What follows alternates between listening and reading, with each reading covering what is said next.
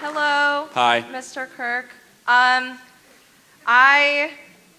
am welcoming booze as saying I am a Marxist. I'm very left-leaning, but I'm here to find some common ground with you. Okay.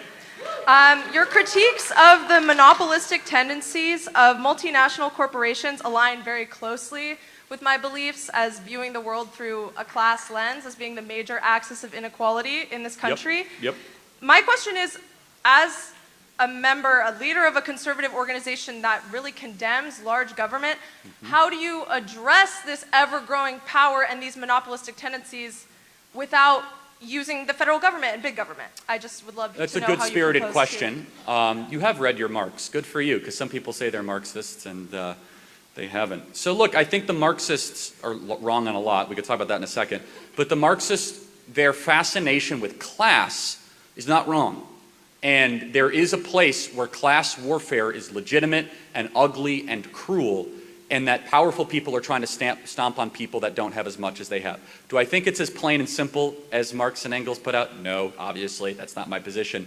But I do think that a bipartisan diagnosis of kind of class issues is something that's very interesting. I'd be curious to get your thoughts as a Marxist of why we talk about race all the time, because that will tell me what kind of Marxist you are, but not right now. So to answer your question, the answer needs to be to try to pursue market-based solutions. Not be afraid to use the government to break up big monopolies like Google.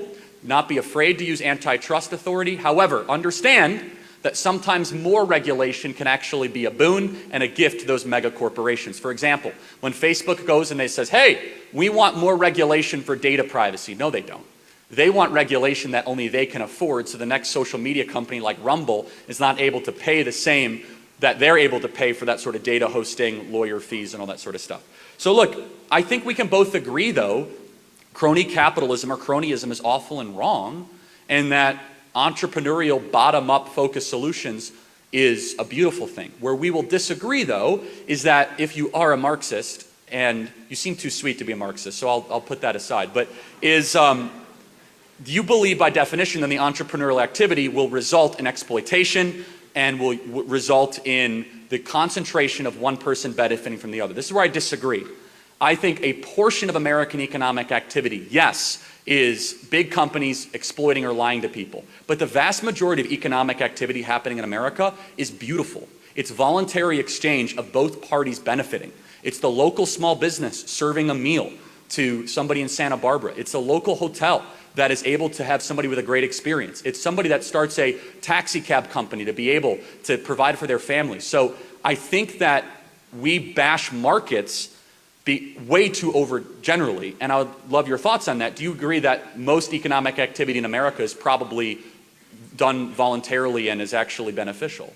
Not anymore. I think because so much industry has gone overseas with certain trade agreements, it's you're speaking my language. Usually like very large corporations that dominate employment in America. So I don't think small businesses are doing very well, especially after the pandemic. No, that's true. I don't think they're doing well, but I think still the volume of economic activity is largely not rooted in exploitation right now in America. What do you think about that? I agree to disagree. Okay, got it. So think about that, because I do think that exploitation happens, but largely I think that there still is this amazing foundation of goodness in our markets, of most people that are not trying to game somebody but instead offer a service, and most people that are willing to trade their value, their time for that other service. And I don't want to lose that. And the Marxists, in its most pure sense, at the eradication of private property, we would lose that. So let me just ask, can we agree on one thing as we close this question out? Break up Google, yes? Definitely. All right, we got an agreement. Thanks for being here.